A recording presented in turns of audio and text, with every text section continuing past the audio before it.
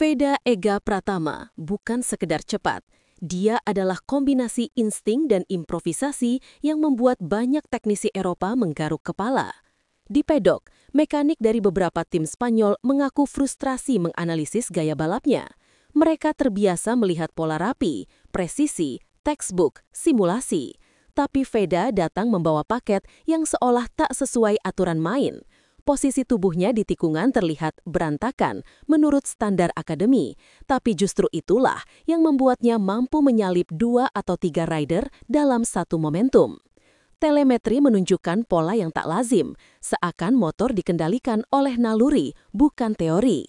Mekanik mulai mempertanyakan algoritma mereka sendiri, mengapa gaya yang dianggap tidak akademis justru lebih efektif. Dan itulah awal dari kegemparan, sebuah gaya yang tak bisa mereka kategorikan, tapi tidak bisa mereka abaikan. Beberapa mekanik Spanyol menyebut teknik Veda tidak bisa diajarkan, dan alasannya sederhana, gaya itu tidak lahir dari Akademi Eropa. Ia tumbuh dari sirkuit Indonesia dengan permukaan kasar, grip tak konsisten, layout yang sering tak ideal. Lingkungan itu membentuk kemampuan adaptasi yang ekstrim. Veda terbiasa menghadapi lintasan yang memaksa improvisasi, bukan meniru formula. Ini membuatnya memiliki mental survive and attack yang jarang terlihat di usia muda. Saat lingkungan seperti itu dibawa masuk ke kompetisi Eropa yang sistematis, Veda tampil seperti outlier yang mengganggu pola lama. Beberapa teknisi bahkan mengakui bahwa gaya ini sulit diduplikasi karena bukan hasil program latihan, melainkan hasil bertahun-tahun berhadapan dengan kondisi tak sempurna. Ini yang membuat banyak akademi mulai mempertanyakan standar mereka sendiri. Bagian yang paling membingungkan bagi para analis adalah cara Veda memasuki dan keluar dari tikungan. Ia tidak mengikuti sudut miring bersih seperti rider-rider Spanyol atau Italia, tetapi tetap mempertahankan kecepatan masuk yang tinggi dan keluar dengan momentum besar. Posisi tubuhnya kadang terlihat melawan kaidah teknis, tetapi telemetri membuktikan efektivitasnya. Gerakan tubuhnya menciptakan momentum balik yang tidak diajarkan dalam teori racing line klasik. Mekanik yang mempelajari video mengatakan bahwa ia tidak mengikuti pola lean angle textbook, tapi justru unggul dari mereka yang memaksimalkan sudut miring sempurna. Motor terlihat seperti dilempar dari satu sisi ke sisi lain, namun stabil. Ini menjelaskan mengapa lawannya kesulitan memprediksi jalurnya. Veda menciptakan variasi yang tidak tercatat dalam kurikulum akademi balap. Engineer dari KTM dan Honda yang mengikuti perkembangan Veda sejak Red Bull Rookies menyebut satu hal menarik. Ia memaksakan late braking, namun tetap dapat memasuki tikungan dengan mulus. Ini jarang terjadi di usia belasan tahun. Artinya, Veda memiliki kemampuan membaca reaksi motor secara real-time, bukan hanya mengikuti titik referensi. Di pedok, dua mekanik dari tim berbeda pernah berdiskusi tentang bagaimana Veda menjaga rolling speed sambil melakukan pengereman terlambat, teknik yang biasanya dikuasai pembalap Moto2 atau MotoGP, bukan rider junior. Rumor menyebut beberapa akademi besar mulai memeriksa pola latihannya.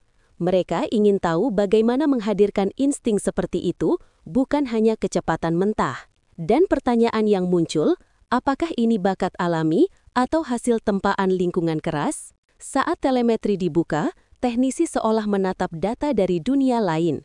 Kecepatan masuk tikungannya mendekati level Moto3, padahal ia masih di kategori junior. Tapi yang paling mengejutkan adalah pola pengereman dan agresivitas akselerasinya. Veda sering menunda pengereman sampai batas yang dianggap tidak logis, namun tetap stabil ketika masuk apex. Lebih gila lagi, ia mulai membuka gas bahkan sebelum motor lurus sepenuhnya, hal yang biasanya dilakukan pembalap berpengalaman. Seorang teknisi mengatakan, rider butuh bertahun-tahun untuk membaca grip seperti ini, tapi dia melihatnya sebelum sensor kami mendeteksi perubahan. Ini bukan sekedar gaya berani, tetapi kemampuan memahami dinamika ban dan sasis secara intuitif. Salah satu aspek paling menakutkan bagi lawan adalah konsistensi Veda ketika grip ban mulai turun. Biasanya, lap time rider akan menurun drastis karena ban kehilangan performa. Tetapi pada Veda, kurvanya tetap stabil, bahkan terkadang meningkat. Artinya, Ia mampu beradaptasi dengan kondisi sulit lebih cepat dari kebanyakan pembalap muda. Para analis menyebutnya sebagai gifted sensitivity, kemampuan merasakan pergerakan ban secara mikro. Ini yang membuatnya berbahaya. Gaya yang dianggap liar ternyata paling efektif ketika kondisi memburuk. Ketika pembalap lain mulai menahan pace, Veda justru menemukan ritme baru. Teknik braking Veda adalah salah satu yang membuat insinyur tercengang. Ia tidak selalu melakukan hard braking lurus seperti standar Eropa, melainkan sering melakukan pengereman dalam kondisi motor sudah miring. Tekanan ban depan yang ia berikan berada di batas risiko, namun tetap terkendali. Ini adalah gaya yang berasal dari lingkungan balap jalanan yang keras, lalu disempurnakan dengan jam terbang kompetitif. Pada fase akselerasi, ia tidak menunggu garis lurus sempurna untuk membuka gas. Ia mengambil risiko yang biasanya dihindari pembalap muda. Kombinasi agresi dan presisi inilah yang membuat para pelatih Eropa mulai mempertimbangkan revisi sistem latihan mereka. Setelah gaya Veda viral di pedok, beberapa pelatih asing mulai mempelajari akar dari teknik tersebut. Mereka menelusuri video balap lokal Indonesia, Sentul, Mandalika, dan lintasan-lintasan kecil lain. Mereka menemukan pola penting. Pembalap muda Indonesia terbiasa bertarung dengan grip rendah, suhu ekstrim, dan motor yang jauh dari kata sempurna.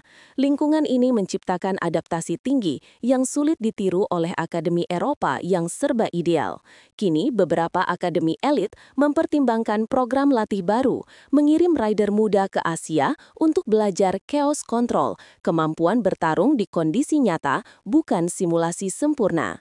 Efek domino mulai terasa. Di Valencia, rumor menyebut bahwa beberapa akademi besar mulai mengevaluasi metode mereka. Mereka melihat Veda sebagai anomali yang sukses, rider yang melanggar pola sistematis namun menang melawan mereka.